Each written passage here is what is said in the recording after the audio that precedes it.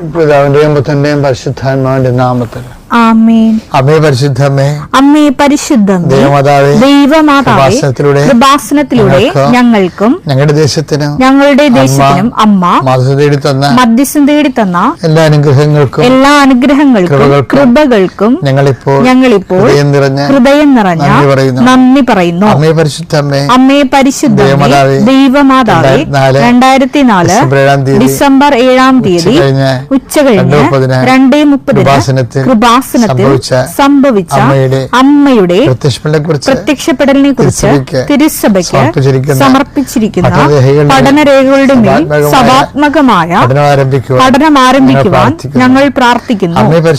അമ്മേ പരിശുദ്ധമേ, ഭൂസ്വർലോകങ്ങളുടെ രാജ്ഞിയായ അങ്ങേയ്ക്ക് ഭൗമ സംരക്ഷണത്തിനായി പ്രപഞ്ചപ്രകൃതിയെ തന്നെ തിരുസഭ പ്രതിഷ്ഠിക്കുവാൻ ഈ പ്രത്യക്ഷീകരണ വഴി ഇടയാക്കണമേ.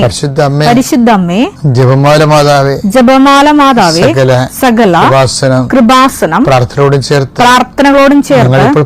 ഞങ്ങളിപ്പോൾ പ്രാർത്ഥിക്കുന്ന ഈ കുടുംബത്തിന്റെ പ്രത്യേക നിയോഗം പറമക്കളെ.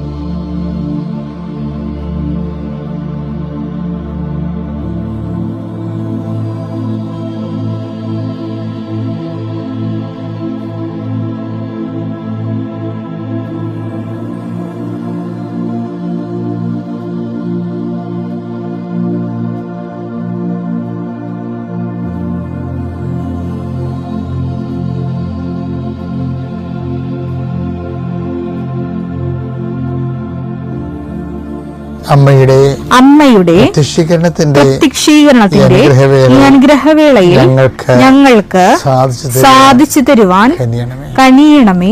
വിശ്വാസ പ്രമാണം. സർവശക്തനായ പിതാവും ആകാശത്തിന്റെയും ഭൂമിയുടെയും സൃഷ്ടാവുമായ ദൈവത്തിൽ ഞാൻ വിശ്വസിക്കുന്നു.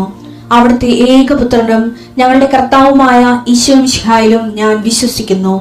ഈ പുത്രൻ പരിശുദ്ധാത്മാവിനാൽ ഗർഭസ്ഥനായി കന്യകാമറിയത്തിൽ നിന്ന് പിറന്ന് പൊന്തിയോസ് പീലാത്തോസിന്റെ കാലത്ത് പീഡകൾ സഹിച്ച് കുരിശിൽ തറയ്ക്കപ്പെട്ട് മരിച്ച് അടക്കപ്പെട്ട് പാതാളങ്ങളിൽ ഇറങ്ങി മരിച്ചവരുടെ ഇടയിൽ നിന്ന് 3-ാം നാൾ ഉയർത്ത് സ്വർഗത്തിലേക്ക് എഴുന്നള്ളി സർവശക്തിയുള്ള പിതാവായ ദൈവത്തിന്റെ വലതുഭാഗത്തിരിക്കുന്നു. അവിടെ നിന്ന് ജീവിക്കുന്നവരെയും മരിച്ചവരെയും വിധിക്കുവാൻ വരുമെന്നും ഞാൻ വിശ്വസിക്കുന്നു. പരിശുദ്ധാത്മാവിലും ഞാൻ വിശ്വസിക്കുന്നു. വിശുദ്ധ കത്തോലിക്കാ സഭയിലും പുണ്യവാന്മാരുടെ ഐക്യത്തിലും പാപങ്ങളുടെ മോചനത്തിലും ശരീരത്തിന്റെ ഉയർപ്പിലും നിത്യമായ ജീവിതത്തിലും ഞാൻ വിശ്വസിക്കുന്നു. ആമേൻ. സ്വർഗ്ഗസ്ഥനായ ഞങ്ങളുടെ പിതാവേ, അങ്ങയുടെ നാമം പൂജിതമാകണമേ. അങ്ങയുടെ രാജ്യം വരണമേ. അങ്ങയുടെ തിരുമനസ് സ്വർഗത്തിലെ പോലെ ഭൂമിയിലും ആകണമേ. അന്നു വേണ്ടുന്ന ആഹാരം ഇന്ന് ഞങ്ങൾക്ക് തരണമേ. ഞങ്ങളോട് തെറ്റ് ചെയ്യുന്നവരോട് ഞങ്ങൾ ക്ഷമിക്കുന്നത് പോലെ ഞങ്ങളുടെ തെറ്റുകൾ ഞങ്ങളോടും ക്ഷമിക്കണമേ. ഞങ്ങളെ പ്രലോഭനത്തിൽ ഉൾപ്പെടുത്തരുതേ, തിന്മയിൽ ഞങ്ങൾ രക്ഷിക്കണമേ. ആമേൻ. നന്മ നിറഞ്ഞ മറിയമേ, സ്വസ്തി. കർത്താവ് അങ്ങയുടെ കൂടെ സ്ത്രീകളിൽ അങ്ങ് അനുഗ്രഹിക്കപ്പെട്ടവളാകുന്നു. അങ്ങയുടെ ഉദരത്തിൻ ഫലമായി ഈശോ അനുഗ്രഹിക്കപ്പെട്ടവനാകുന്നു. പരിശുദ്ധ മറിയമേ, തമ്പുരാന്റെ അമ്മേ, പാപികളായ ഞങ്ങൾക്ക് വേണ്ടി ഇപ്പോഴും ഞങ്ങളുടെ മരണസമയത്തും തമ്പുരാനോട് അപേക്ഷിക്കണമേ. ആമേൻ. കർത്താവേ, നിന്റെ ഉന്നതമായ നാമത്തിന് സ്തോത്രം ചെയ്യുന്ന കർത്താവേ, നിന്റെ വിശുദ്ധ പൗരോഹിത്യത്തെ മഹത്വപ്പെടുത്തണമേ. കർത്താവെ, സഭയിലുള്ള സാന്നിധ്യം പ്രകടമാക്കണം. 39 വർഷം ഞാൻ അർപ്പിച്ച കുർബാനയുടെ യോഗ്യതയാൽ കൃപാസനത്താറെ ജീവനോടെ പ്രത്യക്ഷപ്പെട്ട പരിശുദ്ധ അമ്മയുടെ മാധ്യസ്ഥത്തില് ഞാൻ മക്കളെ സൗഹൃദം പ്രാർത്ഥിക്കുന്നു. ഇന്ന് നീ അനുഗ്രഹിക്കുന്ന മക്കളെ എവിടെയെല്ലാം താങ്കൾക്കൊരു സഹായം കിട്ടിയിരുന്നെങ്കിൽ അത് ആരോഗ്യപരമായ, സാമ്പത്തികമായ, സാമൂഹികമായ കൂട്ടായ്മയാകാം, ഒരു സഹായം കിട്ടിയിരുന്നെങ്കിലും ആഗ്രഹിക്കുന്ന എല്ലാവർക്കും അവിടെ യാതൊരു യോഗ്യതയും നോക്കാതെ ദൈവത്തിൻ്റെ അനർഗളമായി നിർഗളിക്കുന്ന കാരുണ്യം കൊണ്ട് അവരെ not by merit but by ഗ്രേസിൽ വർക്ക് ചെയ്യാൻ, അവളെ കഴിവ് കൊണ്ടല്ല അങ്ങയുടെ കൃപ കൊണ്ടെന്ന രീതിയിൽ വർക്ക് ചെയ്യുന്ന ഒരു അനുഭവം കൊടുക്കാൻ വേണ്ടി പ്രാർത്ഥിക്കുന്നു. കർത്താവെ, എനിക്ക് അങ്ങയെ എന്തുമാത്രം മധുരമായിട്ട് തോന്നുന്നു, എനിക്ക് അങ്ങയെ എന്തുമാത്രം ആരോഗ്യമായിട്ട് തോന്നുന്നു, എനിക്ക് അങ്ങയെ എന്തുമാത്രം സുഗന്ധമായിട്ട് തോന്നുന്നു, അത്രയും അങ്ങയുടെ മക്കൾക്ക്, ഞാൻ സംസാരിക്കുന്ന മക്കൾക്കും അതേ രീതി തോന്നാൻ വേണ്ടി ഞാൻ അങ്ങയെ അവർക്ക് കിട്ടാൻ വേണ്ടി പരിശുദ്ധ അമ്മയോട് മധ്യസ്ഥം വഹിക്കുന്നു. അമ്മേ, പരിശുദ്ധമ്മേ, ദേവമാതാവേ, എല്ലാമായ ക്രിസ്തുവിനെ, എന്തിനും പോകുന്ന ക്രിസ്തുവിനെ, എല്ലാത്തിനും ചേരുന്ന ക്രിസ്തുവിനെ, എല്ലാത്തിനും മരുന്നായ ക്രിസ്തുവിനെ, അമ്മേ, പരിശുദ്ധമ്മേ, എല്ലാ മക്കളും ലഭിക്കാനും അതുവഴി പരപിതാവ് മഹത്വപ്പെടാനും നീ ക്രിസ്തുവിനെ ഇനിയും ഞങ്ങൾക്ക് വേണ്ടി ഞങ്ങളുടെ ജീവിത പ്രശ്നങ്ങളിൽ ക്ഷണിച്ചുകൊണ്ടും ചേർത്തുകൊണ്ടും മധ്യസ്ഥം വഹിക്കണമെന്ന് പ്രാർത്ഥിക്കുന്നു. എൻ്റെ കർത്താവിന് ഉന്നതമായ നാമത്തിൽ സമയബന്ധിതമായി നിന്റെ വിഷയത്തിന് മേൽ ദൈവം നിറവേറട്ടെ. നിത്യം പിതാമ്പുത്രനും പരിശുദ്ധാത്മാവായ സർവേശ്വര എന്നേക്കും ആമേൻ.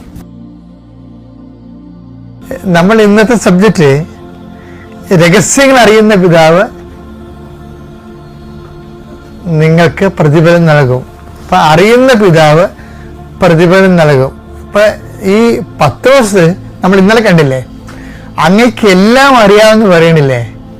അപ്പൊ ഈ പ്രതിഫലം നൽകുന്നതിന്റെ പിന്നിലെല്ലാം നമ്മളെക്കുറിച്ചുള്ള ദൈവത്തിന്റെ ഒരു പ്രൈവറ്റ് നോളജ് ഉണ്ട്.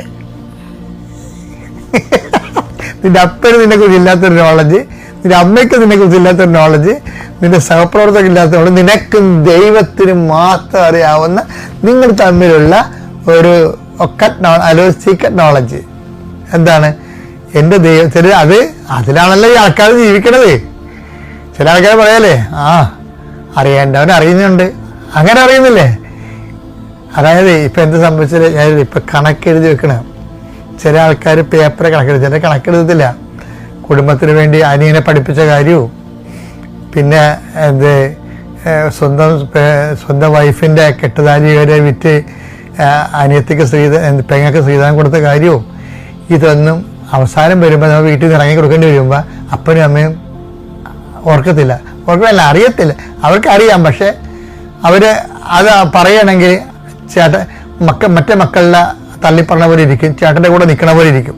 അതുകൊണ്ട് ചേട്ടന്മാരാണ് മിക്കവാറും അപ്പന്മാര് തള്ളിക്കളയണത്.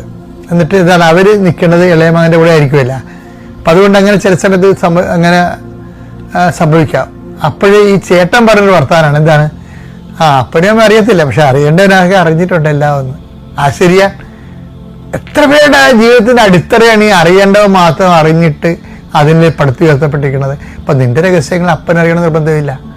നീ കുടുംബത്തിന് വേണ്ടി ചെയ്തത്, മറ്റുള്ളവർക്ക് വേണ്ടി ചെയ്തത് അമ്മയ്ക്ക് അറിയണ നിർബന്ധമില്ല. കാര്യം എന്താ?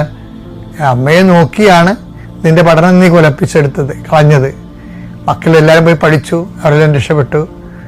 അമ്മയെ നോക്കാൻ നിന്ന് നീ അവസാനം ഇപ്പം അമ്മയുടെ ഓഹരി പോലും നിനക്ക് കിട്ടാത്ത കണ്ടീഷനായി. എന്താ കാര്യം? അമ്മയ്ക്ക് ഇപ്പം ബോധമില്ല.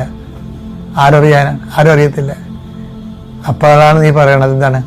അമ്മക്ക് പോലും അറിയാൻ പാടില്ല, പക്ഷെ അറിയേണ്ടവൻ അറിയും, രഹസ്യങ്ങൾ അറിയും. ഇതുപോലെ പക്ഷെ ഇത് ചെയ്യുമ്പോൾ വെക്കണം ചെയ്യേണ്ടത്, ചെയ്യേണ്ട കാര്യങ്ങള് ആരും അറിഞ്ഞില്ലെങ്കിലും ദൈവത്തെ അറിയിച്ചേക്കണം കേട്ടോ.